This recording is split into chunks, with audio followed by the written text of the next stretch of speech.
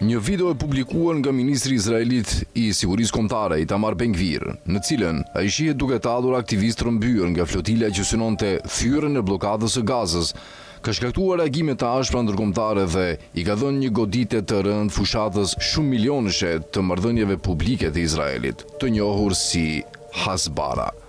Pamjet publikuara në rrjetin social X tregojnë Ben-Gvirin duke u mburrur, ndërsa aktivistët e flotilës Global Sumud qëndrojnë të gjunjëzuar në tokë, me sy të lidhur dhe duar të prangosura në portin e Ashdotit. Forcat detale izraelite kishin ndërlidhjes në ujëra ndërkombëtare pranë brigjeve të Qipros, duke rrëmbyer në mënyrë të paligjshme 430 pjesëmarrës. Nga këta, të paktën 87 kanë nisur grevë urie në solidaritet me më shumë se 9500 të burgosur palestinez që mbahen në burgjet izraelite. Pamjet aktivistëve që tërhiqeshin zvarë në tokë shtyn disa vende, përfshirë Italinë, Francën, Holandën, Kanadan dhe Spanjën, të thrasin ambasadorët izraelit duke dënuar trajtimin e papranueshëm dhe shkeljen e dinjitetit njerëzor. Ekspertët argumentojnë se përpjekjet e edhshme për kontroll dëmi nga zyrtarët izraelit, përfshirë kryeministrin Benjamin Netanyahu, i cili urdhëroi deportimin e shpejtë të aktivistëve, nuk burojnë nga ndonjë shqetësim moral për abuzimet, por nga dëmi katastrofik që u shkaktua imazhit global të Izraelit.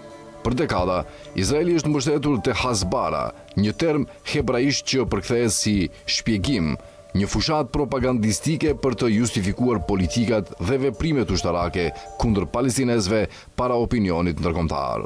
Sipas analistit Fatih Nimer nga rrjeti El Shabaka, The Palestinian Policy Network, Hasbara është në thelb propagandë shtetërore, që synon zbukurimin e imazhit të okupatorit, duke përshtatur narrativa të ndryshme për audienca të ndryshme globale. Parimi bazi Hasbaras është se Izraeli ka gjithmonë të drejtë, por bota thjesht nuk e kupton, thekson ai. Ai shton se për shkak të izolimit në rritje pas luftës në Gaza, buxheti për Hasbaran pritet të rritet nga rreth $15 milion në vitin 2023 në një rekord prej $700 milion deri në vitin 2026. Megjithatë, videoja drejt për drejt dhe provokuese e Ben-Gvirit e rrëzoi brenda një momenti këtë narrativ të financuar rënd. Udhëheqja izraelite po e trajton këtë si krizë të marrëdhënieve publike, jo si krizë morale, shpjegon Nimer. Për Netanyahun, mëkati nuk ishte tortura apo poshtërimi aktivistëve, por fakti që u transmetua publikisht. Ndërsa Ben-Gvir nuk shqetësohet për imazhin ndërkombëtar, ai kryen këto akte për bazën e tij të djathtë brenda vendit, duke qenë i bindur se nuk do të ketë pasoja reale. Edhe akademiku Mtanes Shahade e përforcon këtë vlerësim. Problemi thelbësor për Izraelin është se kjo video i tregoi botës realitetin e tij të vërtetë.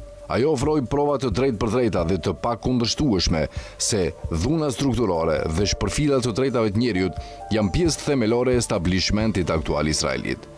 Pasojat diplomatike nxorrën në pah edhe kontradiktat e thella në politikën e Shteteve të Bashkuara të Amerikës.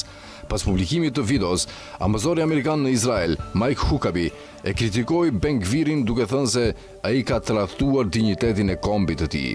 Megjithatë, kritikët vunë në tukje se kjo deklaratë ishte zbrazët pasi fokusoi te transmetimi publik i skenave dhe jo te shkeljet të drejtave të njerëzit.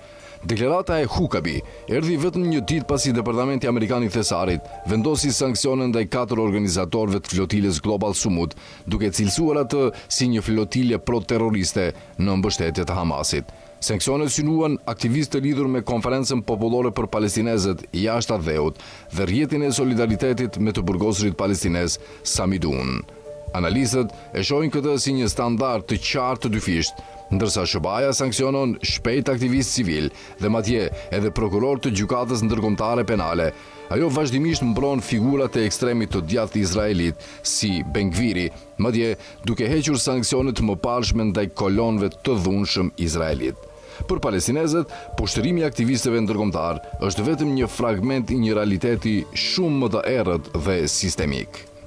Sekretari i përgjithshëm i nismës kombëtare palestineze, Mustafa Barghouti, deklaroi se aktivistët e lidhur dhe me sy të mbuluar përfaqësojnë një mikrokozmos të asaj që përjetojnë çdo ditë të burgosurit palestinez. Kjo sken shpreh fashizmin e gjithë qeverisë izraelite, jo vetëm të Ben-Gvirit. Nëse qeveria do t'i kundërshtonte vërtet këto praktika, ai do t'ishte shkarkuar menjëherë.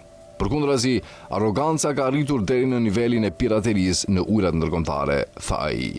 Organizatat për drejtat e njerëzit vlerësojnë se afro 100 palestinezë kanë vdekur në paraburgimin izraelit që nga tetori 2023 mes raportimeve për uri, dhunë fizike të rëndë dhe mungesë të trajtimit mjekësor. Ishte kryetarja e Parlamentit Evropian, Luisa Morgantini, e cilësoi reagimin diplomatik si të pamjaftueshëm. Është turp mënyra se si janë sjellë qeveritë tona. Ato janë bashkëfajtore, tha ajo, duke bërë thirrje për pezullimin e marrëveshjeve me Izraelin, ndalimin e shitjeve të armëve dhe mbështetjen aktive të urdhër arresteve të gjykatës ndërkombëtare penale ndaj liderëve izraelit. Pavarësisht ndërhyrjeve ushtarake dhe sanksioneve amerikane, aktivistët dhe analistët bien dakord se flotiljet të nisura që nga viti 2009 kundër bllokadës toksore, detare dhe ajrore të Gazës kanë arritur të ekspozojnë kufijtë e forcës izraelite. Duke cituar psikologun amerikan Abraham Maslow, Nimer thekson: nëse i vetmi mjet që ke është çekiçi, çdo problem të duket si gozhd. Kjo është mënyra e vetme se si ushtria izraelite di të veprojë, përmes forcës brutale dhe piraterisë, shton ai. Roli i Hasbaras ishte ta racionalizonte këtë dhunë për konsum global, por ndërsa flotilet vazhdojnë të sfidojnë bllokadën, ato po grumbullojnë fitore të vogla dhe po përshpejtojnë ndjeshëm izolimin popullor global të Izraelit, duke dëshmuar se makineria propagandistike shumë milionëshe nuk mund të fshehë më realitetin në terren.